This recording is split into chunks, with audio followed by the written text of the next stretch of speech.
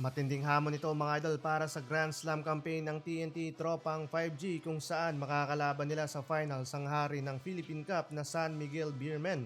Samantalang may posibilidad mga idol na pumasok sa PBA si Dwight Ramos. So ayun na nga mga idol, mainit ang paparating na laban ng TNT Tropang 5G at San Miguel Beermen sa finals ng 49 PBA Philippine Cup. Kung sakali mga idol na Hinebra ulit ang nanalo sa semifinals, tatlong beses sanang pagharap ito ng Hinebra at TNT sa final sa iisang conference. Pero mukhang nakaramdam mga idol ang SMC Group na kung sakaling matalo ulit sila sa finals, talagang nakakahiya na yon mga idol.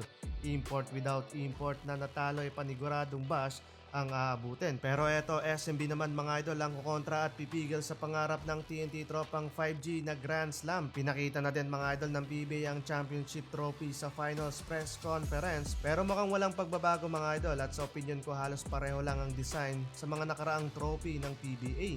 Samantalang first time to mga idol sa career ni Jordan Heading na makatungtong sa PBA finals as a rookie mga idol ng TNT Tropang 5G. Kung magkataon pa ay first time din ito magkaroon ng championship title sa kanyang career highlights plus first Grand Slam ng franchise. Pero hindi ito magiging madali mga idol lalo't consistent sa finals appearance ang San Miguel Beermen at maituturing pang the most successful team sa history ng tournament. Ang San Miguel Beermen mga idol ay may overall of 29 championship title, 10 dyan mga idol galing sa Philippine Cup. 2022 pa mga idol nang huling makapag-championship ang San Miguel Beermen nang matalo din nila sa Game 7 ang TNT sa score na 97-119. Dahil sa napakaraming panalo nila mga idol sa All-Filipino lineup, nabansagan silang hari ng Philippine Cup. Target mga idol ng San Miguel Beermen na makuha ang pang 30 nilang championship title dito sa PBA.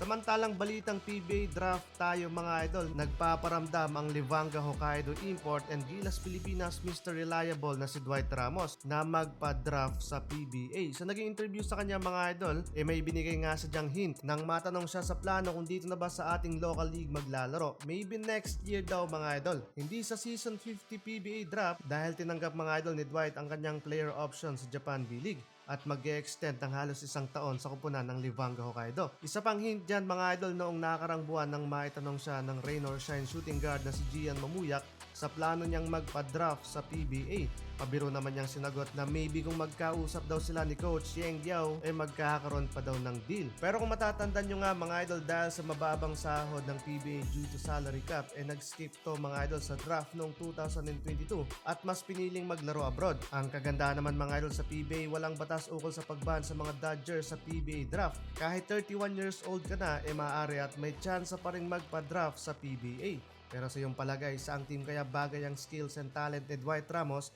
I-comment mo na yan sa ating comment section.